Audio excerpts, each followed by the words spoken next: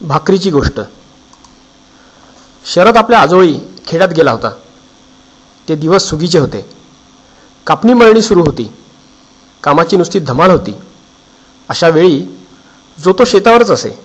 घरात कोणी बसत नसे. शरदही आपल्या आजोबांच्या बरोबर शेतावर गेला. ज्वारीची कापणी चालू होती. आल्या आल्या आजोबा आपल्या कामाला लागले. होता होता दुपार झाली. काम थांबवून आजोबा विहिरीवर आले. शरद झाडाच्या सावलीत बसला होता. त्याला हाक दिली. तो आल्यावर दोघे विहिरीकडे गेले. पाणी काढले. हातपाय धुतले. विहिरीजवळ झाडाच्या सावलीत जेवायला बसले. सकाळी घरून जेवण आणले होते. आजोबांनी दोघांचेही वाढून घेतले. थोड्या वेळाने अर्धी भाकरी टाकून शरद उठला.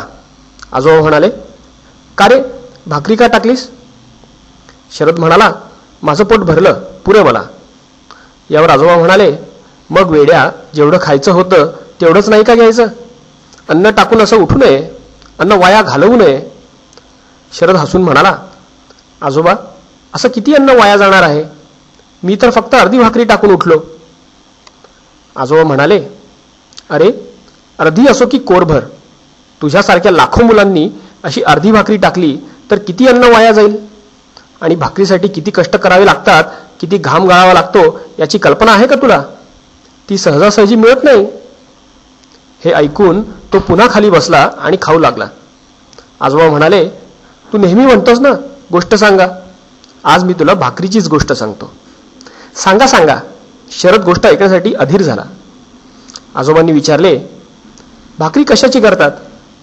शरद पटकन म्हणाला, ज्वारीची किंवा बाजरीची. ही ज्वारी किंवा बाजरी कुठून येते? शरद म्हणाला, ज्वारी बाजरी दुकानात मिळते. ती दुकानात कुठून येते? त्यात काय अवघड? असे म्हणून शरद म्हणाला, ती शेतातून येते. ती शेतात कशी येते? इथे मात्र शरद अडला. तो आजोबांकडे बघतच राहिला. नाही ना ठाऊक तुला? ऐक तर मग. असे म्हणून आजोबा सांगू लागले, त्याचं असं आहे, आधी जमीन नांगरायची, मातीची ढेकळं फुटण्यासाठी कुळव फिरवायचा. हा, मग पेरायचं ना? आजोबा म्हणाले, लगेच पेरायचं नाही. ढेकळं फोडून जमीन सारखी झाली की मग खत घालायचं आणि पावसाची वाट बघायची. पुरेसा पाऊस पडला की पेरणी करायची. पेरणी झाली की मग हिरवी हिरवी रोपं उगवतील. त्यानंतर भांगलण करावी लागेल. शरदने विचारले, भांगलण म्हणजे काय? आजोबा म्हणाले, खुरप्यानं जमिनीतील तण काढायचं. प्रत्येक ताटाभोवतालची जमीन भुसभुशीत करायची. म्हणजे मग ताटं जोमानं वाढतात. त्यांना कणसं लागतात. कणसं लागली की मग ती कापायची ना? आजोबा म्हणाले, अरे, लगेचच कापायची नाहीत. कणसं मोठी होतात. एक एक दाणा मोठ्यासारखा दिसू लागतो. की कणसं निबर झाली की मग कापणी करायची.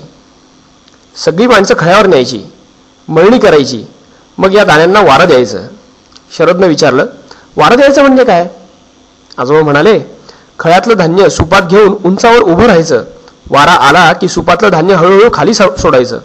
वाऱ्यानं धान्यातला कोंडा, कूस उडून जातं आणि मग टपोरे दाणे खाली पडतात. हे दाणे घरी आणायचे. की भाकरी मिळते ना?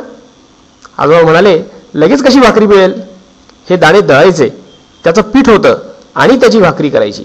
शरद म्हणाला, बाप रे, बरेच कष्ट करावे लागतात की. आजोबा म्हणाले, तर मग जमीन नांगरावी लागते, कुळवावी लागते, खत घालावं लागतं, भांगलण करावी लागते. अशी मशागत करावी, तेव्हा धान्य घरात येतं आणि म्हणून अन्न वाया घालवू नये.